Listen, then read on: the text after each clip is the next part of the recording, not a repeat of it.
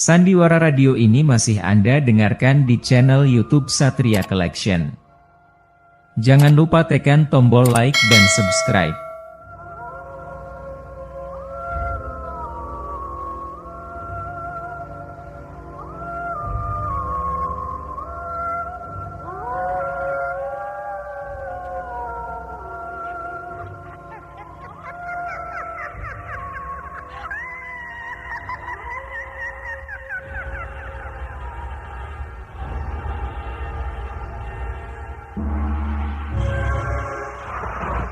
Denhas Adiaswara dengan bangga mempersembahkan serial Sandiwara Radio Misteri Mak Rompang, Misteri Mak Rompang, Misteri Mak Rompang.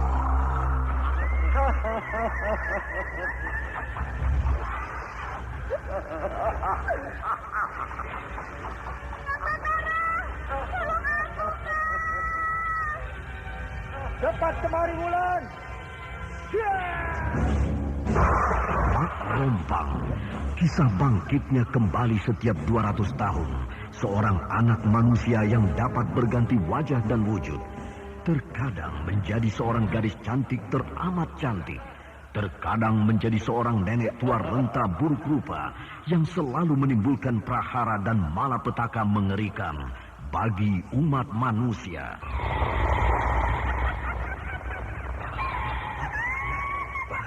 Kita dalam bahaya. Senang, cepat tinggalkan tempat ini. Tunggu Kamira, aku mau menutup warung dulu. Jangan pikirkan warungmu, pikirkan nyawamu. Menjauh, Tuk Tunggal sudah menjauh. Takut itu berapa mana? Tuk Tunggal ada di mana, Wina? Tuk Tunggal berada di dalam kabut. Penyisir semua, penyisir keluar dari desa.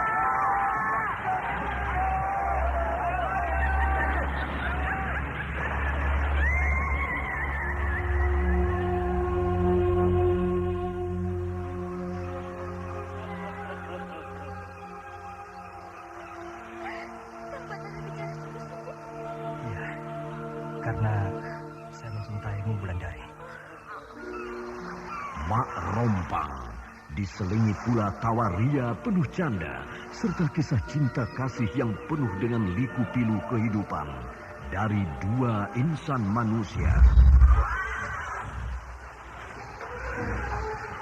Awas di belakangmu, Wulandari!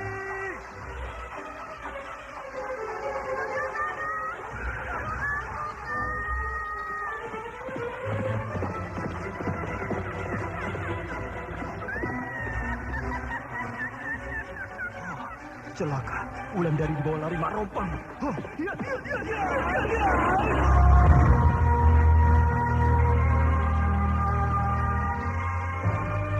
Didukung artis-artis terkenal Ferry Fadli, Yvonne Rose, Anna Sambayon, dan sederet bintang-bintang terkenal lainnya.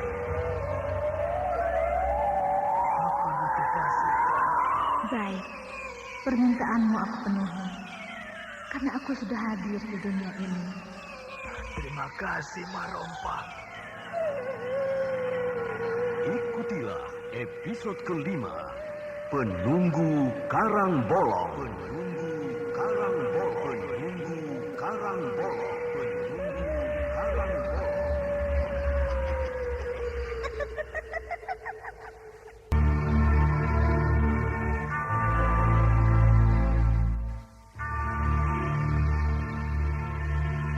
Naskah buah karya Asmadi Syafar. Seri yang ke-13 ini didukung oleh Naryo sebagai Kisabrang, Aris sebagai Kisono Keling, Ana Sambayon sebagai Mak Rompang, dibantu oleh Pegis dan Ani. Pembawa cerita Neni Sumardi. Teknik dan montase Indra Mahendra dengan sutradara Denny Denhas.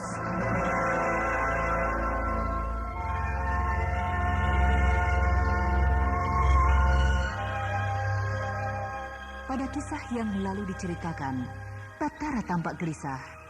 Di dalam dirinya sedang berkecamuk rasa penyesalan. Apalagi ketika Ki Mujur datang dan mengatakan bahwa dia telah melakukan kesalahan terhadap Wulandari. Sama seperti yang pernah dilakukan Ki Mujur puluhan tahun yang lalu ketika Nyi Sepi mencintainya. Sementara Wulandari pun duduk gelisah di tepi telaga sore. Walau tempat yang tenang itu tetap tenang seperti sedia kala, namun hati gadis itu bergemuruh bagaikan badai. Wulandari sangat rindu untuk bertemu dengan Batara. Hanya Nyi Sepilah yang menahannya untuk tidak pergi menemui Batara. Pergi menemui Batara berarti hilang harga dirinya, hilang di hadapan laki-laki itu. Tapi kalau tetap bertahan di padepokan Telaga Sore, maka rindunya terhadap kekasihnya itu tidak tertahankan.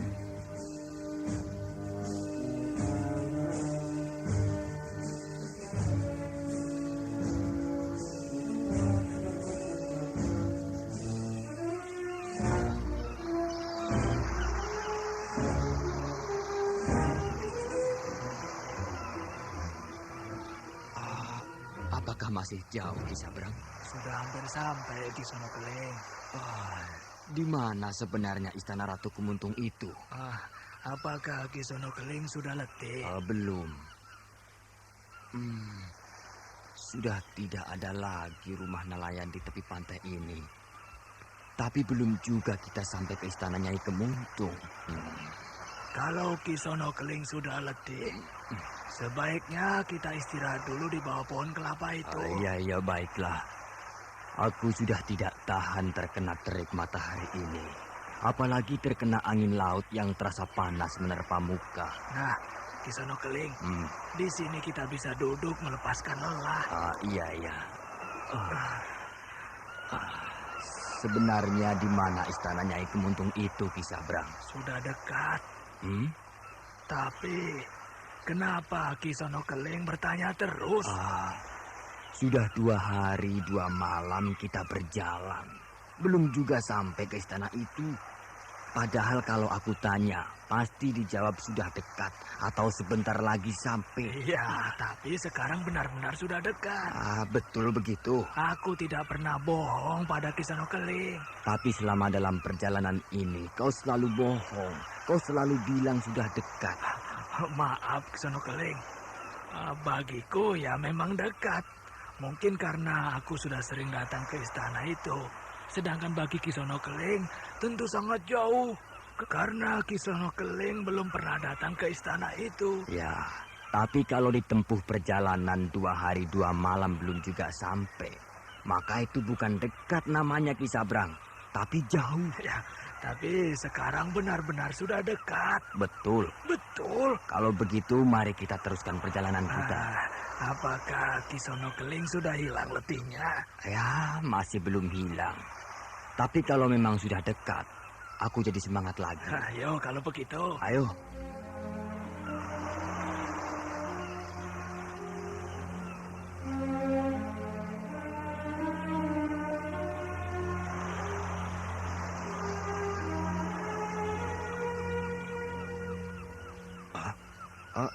Kita mulai bertemu lagi dengan rumah penduduk.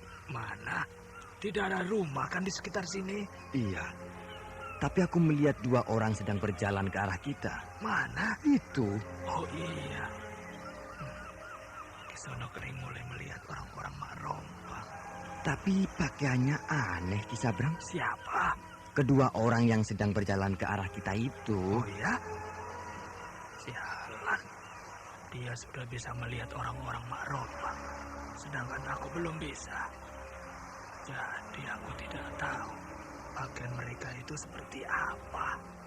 Sebentar lagi, kau juga bisa melihat apa yang dia lihat, Sabrang. Aku mendengar suara Mak Rompang berbisik di telingaku. Mereka sudah semakin dekat, Ki Sabrang. Iya. Mereka sudah semakin dekat. Nah, kini baru aku bisa melihat kedua orang ini. Ya, mereka memang berdoa. Sedangkan pakaiannya agak aneh dibandingkan orang-orang biasa. Ya, pakaian mereka serba putih. Bahkan ikat kepala mereka juga putih. Pada ikat kepala mereka ada lambang burung kakak.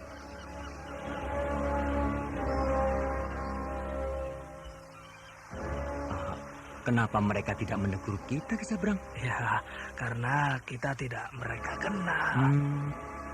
Tapi kedua orang itu kan tadi sudah tersenyum pada kita. Ya, itu menandakan mereka ramah. Berdirilah di bawah karang bolong itu, Sabrang, dan menghadaplah ke laut. Maka kalian akan melihat jalan menuju istanaku. Iya, iya. Ada apa, Ki Sabrang? Tidak. Sebentar lagi kita akan sampai ke istana Nyai Kemuntung. Aku belum melihat tanda-tanda sebuah istana. Mari kita berdiri di bawah karang bolong itu. Untuk apa? Ya, supaya kita bisa melihat istana Nyai Kemuntung. Aneh.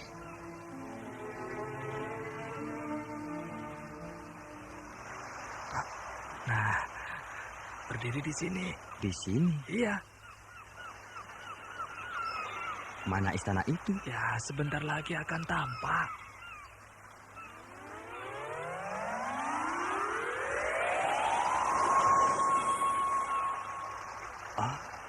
Aneh. Aku tiba-tiba melihat sebuah jalan yang lurus dan indah menuju ke tengah laut. Ya, itu jalan menuju istana Nyai Kemuntung. Dan perhatikanlah baik-baik.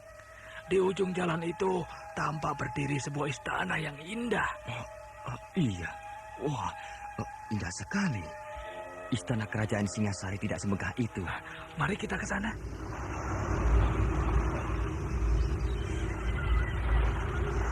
Ki Sabrang dan Ki Sonokeling berjalan di jalan yang lurus dan bagus. Ki Sabrang di depan, sedangkan Ki Sonokeling berjalan di belakangnya.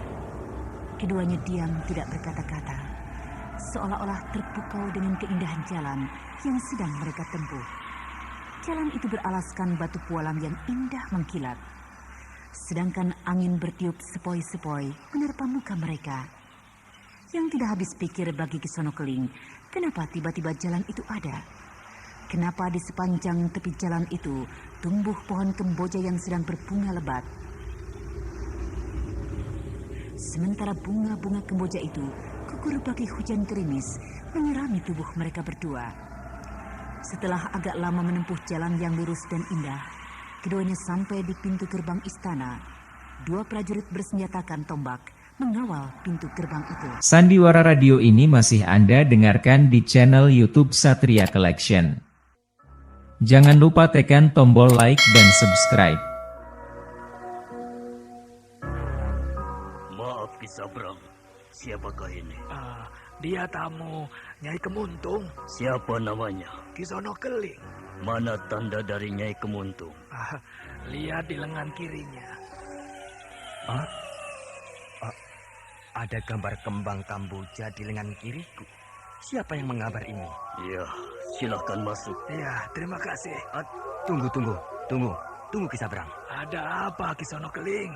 Kenapa tiba-tiba gambar ini ada di lengan kiriku? Nanti kita bicara. Sekarang kita masuk dulu. Iya.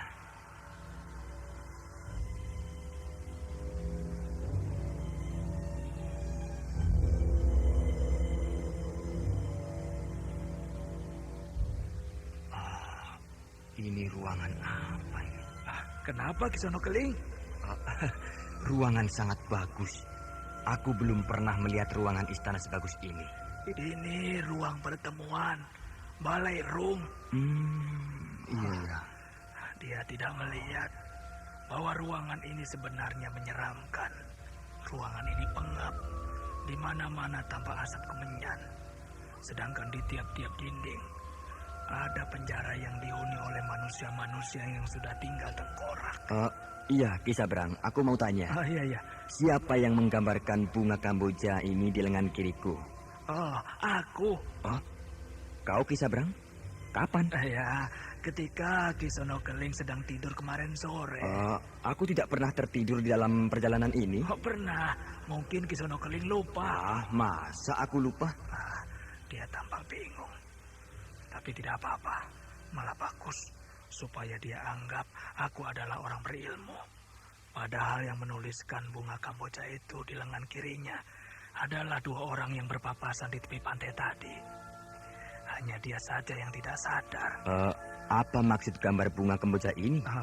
Ini hanya sebagai tanda bahwa yang diperbolehkan masuk ke istana ini hanya orang-orang yang diberi lambang bunga kemboja di lengannya. Apakah kau juga punya lambang bunga kemboja di lenganmu, Ki Sabrang? Punya? Ini. Wah, gambar bunga kemboja di lengan Ki Sabrang lebih bagus. Bahkan tampak seperti betul-betul hidup. Apakah digambar oleh kedua orang yang kita temui di tepi pantai tadi juga? Tidak. Ini sudah lama dan digambar oleh Nyai Kemuntung sendiri. Berarti Ki Sabrang punya hubungan khusus dengan Ratu Nyai Kemuntung? Iya. Hubungan apa, Ki? Nanti saja. Biar nanti Nyai Kemuntung yang menjelaskan pada Kisono Keling. Iya ya. Semoga Nyai Kemuntung bersedia menjelaskannya.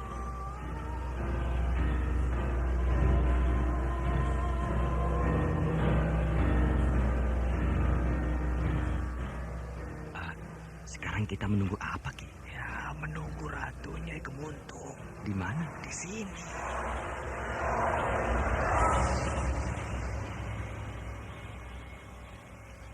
Kisono Keling mau bertemu dengan Kanjeng Ratu, kan? Iya. Saya Dayang Kanjeng Ratu.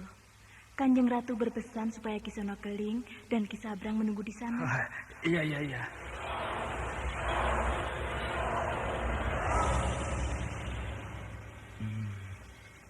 Kemana kita, Ki? Ke sana.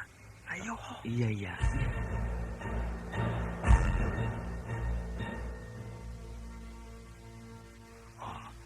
Rupanya ini adalah tempat menerima tamu-tamu agung. Ini ruang penyiksaan. Bukan tempat menerima tamu-tamu agung. Hanya Kisono Keling sudah berubah pandangan matanya. Itu singgasana Ratu Nyai Kemuntung? Ya, itu singgasana Ratu Nyai Kemuntung. Padahal yang dia lihat itu bukanlah singgasana, tapi tiang gantungan. Sandiwara radio ini masih Anda dengarkan di channel YouTube Satria Collection. Jangan lupa tekan tombol like dan subscribe.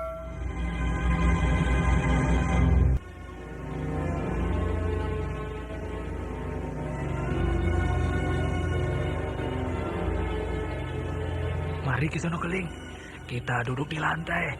Sebentar lagi Ratu Nyai Kemuntung akan muncul. Iya.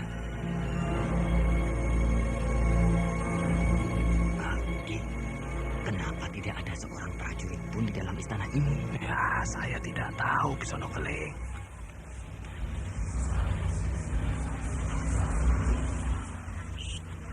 Ratu Nyai Kemuntung akan hadir di ruangan ini. Iya. Aku sudah mendengar langkah-langkah kaki mereka. Bahkan, tapi kenapa suasana ini terasa aneh? Aneh bagaimana? Di ujung tirai itu, banyak asap meliputinya. Bahkan asap itu semakin lama semakin tebal. Itu bertanda bahwa Ratu Nyai Kemuntung akan muncul ke ruangan ini. Begitu? Iya.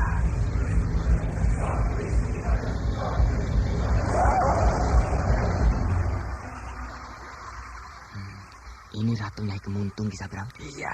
Kenapa dia memakai tongkat? Apakah dia sudah tua? Ratu Nyai Kemuntung sedang memperhatikan kita. Mana? Itu. Aku tidak bisa melihat wajahnya karena dia memakai topeng. Ratu Nyai Kemuntung sedang menuju singgasana.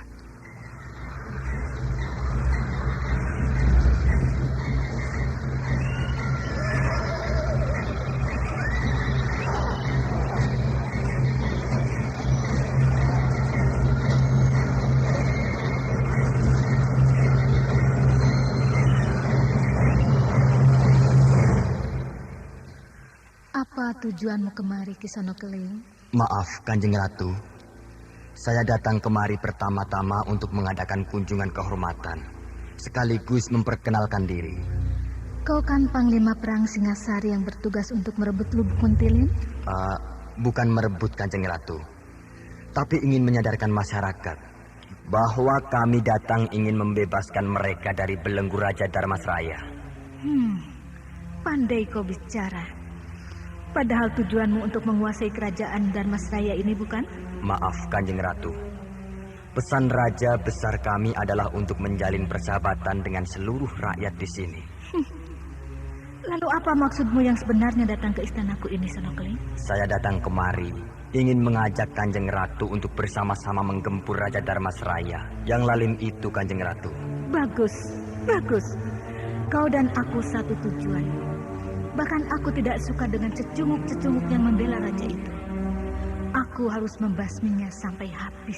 Kalau begitu, saya dan pasukan saya bersedia membantu Kanjeng Ratu Nyai Kemuntung untuk membasmi mereka. Aku tidak butuh bantuanmu. Aku bisa membasmi mereka sendiri. Aku punya kekuatan yang tidak bisa dikalahkan.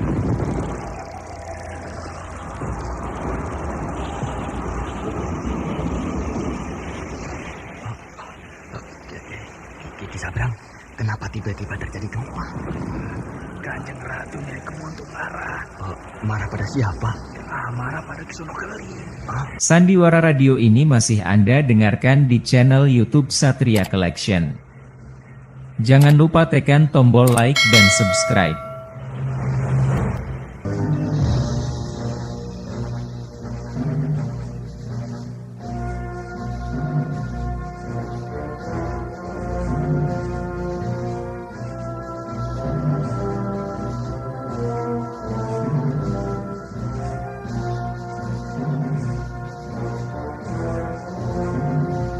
Gempa makin terasa, semua mulai bergoyang. Bahkan Kisono Keling sudah terhuyung ke sana kemari, sedangkan yang lain tetap diam di tempat masing-masing, seolah-olah Kisono Keling sedang diuji oleh Ratu Nyai Kemuntung.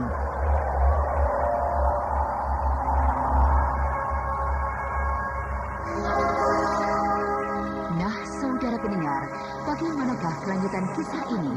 Untuk mengetahui jawabannya, ikutilah lanjutan cerita ini pada seri berikutnya.